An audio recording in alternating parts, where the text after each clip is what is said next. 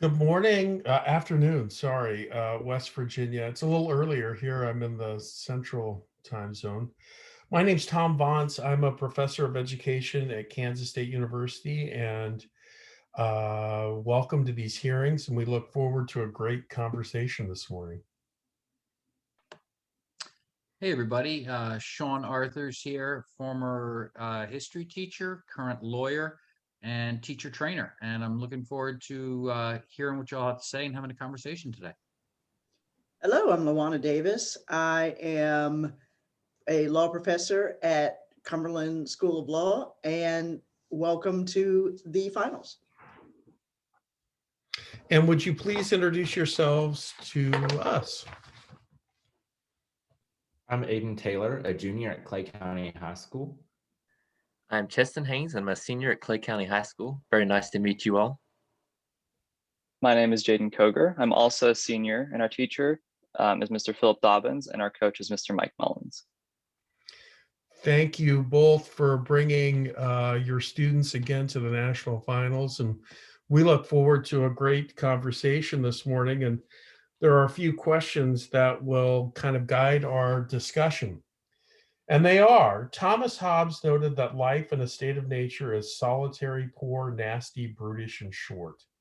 How has the human condition changed over time, and how is that change reflected in our expectations of government?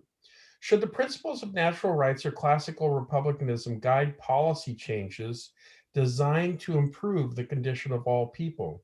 What are the most pressing domestic and global challenges facing Americans today and in the future? What policies can you suggest to address them? You can begin whenever you are ready. Aspiration, growth, conflict, and morality are the experiences that define human condition. Historically in the United States, morality has been the primary conflict of numerous political, social, and economic arguments. For instance, the use of slavery. In contrast, many issues that have moral implications exist today, such as the Black Lives Matter protests, anti-pro-abortion campaigns, and most notably, the lack of access to basic human necessities around the world. Additionally, movements working to advance the rights of women, the mentally ill, and disabled have become increasingly prevalent in our society's shifts their focus on the proper treatment of minority populations. This focus on minorities has been instrumental in the procurement of basic human and civil rights for all people. According to the Pew Research Center, only 20% of Americans withhold trust in our governmental leadership to do the right thing. While this percentage is only a mere fraction of the United States population, it is agreeable that the government should uphold their responsibility to establish justice, ensure domestic tranquility, provide for the common defense, and promote the general welfare as stated in the preamble of the US Constitution. In support of this claim, in one way rights of the minorities materialize is most notably through the decisions of the US Supreme Court that make a point to expand minority rights. Further ways in which rights may be expanded is through the use of executive orders as well as policy passed by Congress. An exemplary example of such policy would be the passing of the Medicare Act of 1965, signed by President Johnson to expand affordable health care to the poor and underprivileged.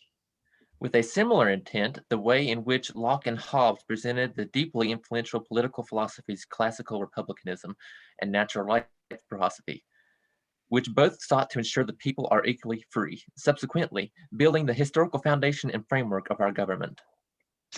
In John Locke's two treatises of government, he stated the essentiality of life, liberty, and property.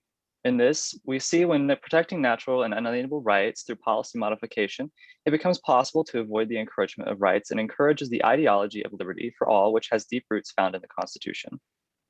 While most are in opposition of favoring a particular guiding philosophy, creating a conflict. With this, it is also evident that the key American values are withheld predominantly by the attributes of classical republicanism opposed to natural rights philosophy due to its strong emphasis on individual power rather than our duty as a citizen. Conflict is becoming increasingly prevalent in government across America, ranging from domestic to foreign issue, which plague our nation. According to a research poll conducted by the Pew Research Center, over 50% of Americans consider healthcare affordability, drug addiction, affordability of post-secondary education, and the federal budget, which a quoted very big problem. Additionally, a potentially problematic occurrence, and which was enunciated prior in this response, is the bipartisan political system in which the US government is built on. Another poll of the American adults by the Pew Research Center found that there is little partisan agreement among the major problems facing in the US.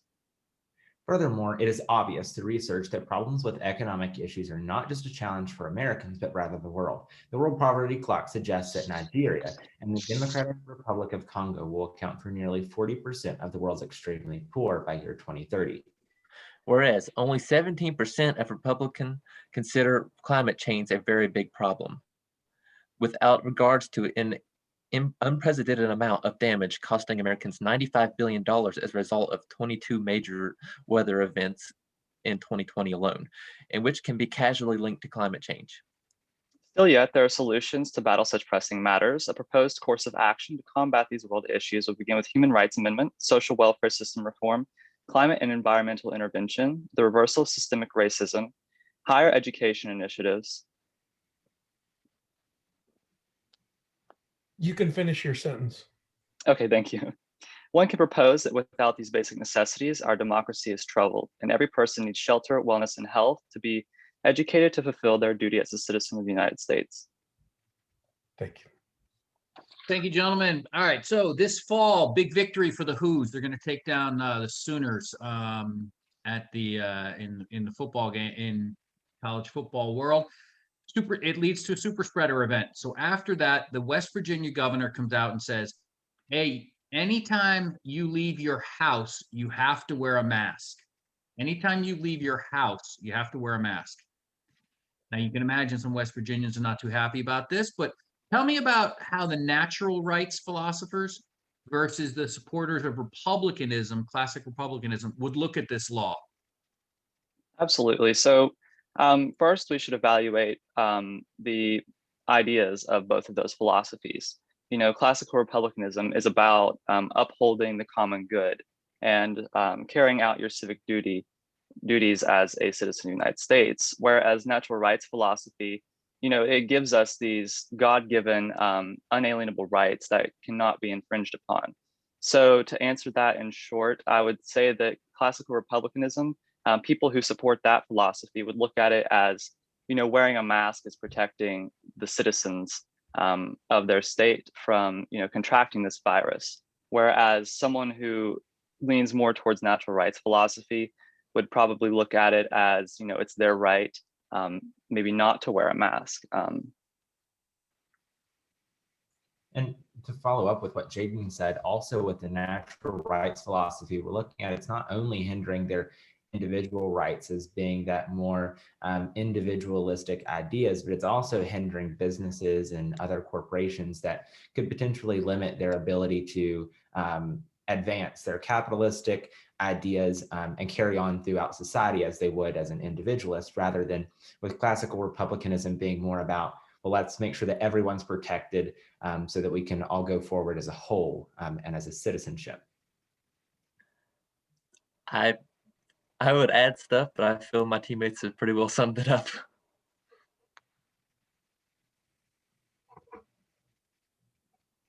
You've mentioned shelter, wellness, and health as sort of the key parts of your approach to classical republicanism. Do you consider those to be natural rights? Absolutely. I definitely consider those to be natural rights, including access to adequate food and healthcare, just because we really come down to a right should be what gives us the ability in a democracy to carry on that democracy and be a child of that democracy and carry on our government and politics. So without having those basic necessities that we would consider human rights, you're not able to educate yourself or to take further advancements to make a difference in your society or your government. So I definitely consider those to be essential to making sure that as a citizen, you can fulfill your duty. And to add to that, I definitely feel like, you know, shelter, wellness, and health are some of the ideas that show how classical republicanism and natural rights philosophy intermingle with one another. As Aiden stated, you know, we do feel like it's an individual's natural right to have shelter and to be healthy. And at the same time, you know, we have to uphold those. and help provide those for people to promote the common good. You also Yeah. consider secondary education to be a natural right. Yes, absolutely. And examples like that, we see with this civic education among citizens. It helps them become aware of their natural rights. So it's in a sense like something that feeds itself, I would say. It's your natural right to have education. So by educating yourself, especially in the realm of civics, we are able to expand our idea of what it means to have natural rights, and not only natural rights, but to withhold our civic duties, as in classical republicanism.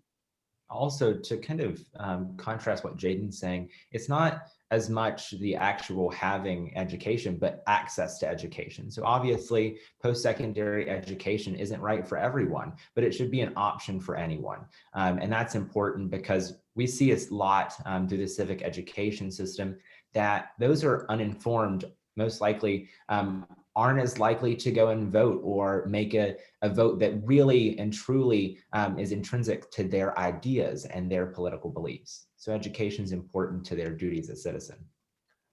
I What agree that happens- sorry. Go ahead. I agree that education is important, and it's a very important part of the state constitution, which sums it up. What happens though if we continue too far down the path of classical republicanism, or too far down the path of the common good? I mean, you mentioned that the line that you would draw is basic necessities. What if we made things rights that weren't just basic necessities, but were beyond that? For example, we don't have a right to Social Security, but should we have a right to Social Security when we retire? So I'm glad that you asked, and that really comes into play when the ideology behind putting in place these basic necessities and providing those for the common good is that it's kind of an investment. You put in this money into the society, and then whether we're paying for post-secondary education, you have a society that's now college educated, and they can go and pick up more jobs that then allow to increase the economy, and they're spending and putting more money into that economy.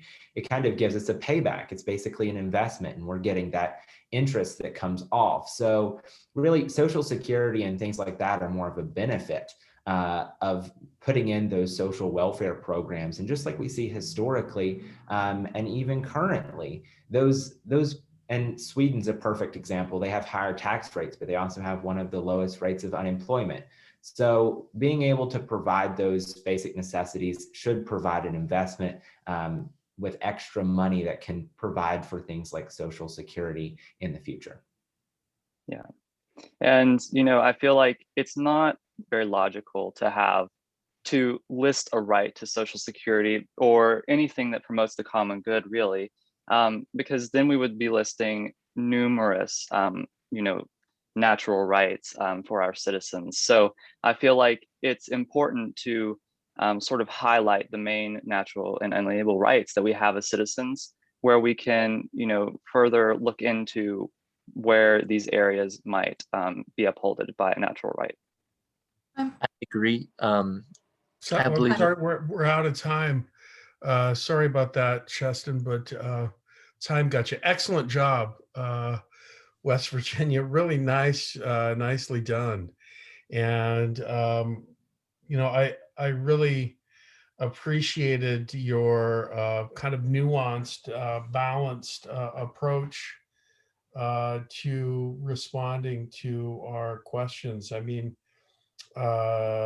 again, you took a stance, but you also sort of tipped your hat to other, there's other sides to the story. I in particular liked your distinction about Social Security and other rights, and And, you know, you made two arguments there, I thought, which were both valid, which that is the, you know, our conception of rights changes and evolves over time. That's dead on. That's true.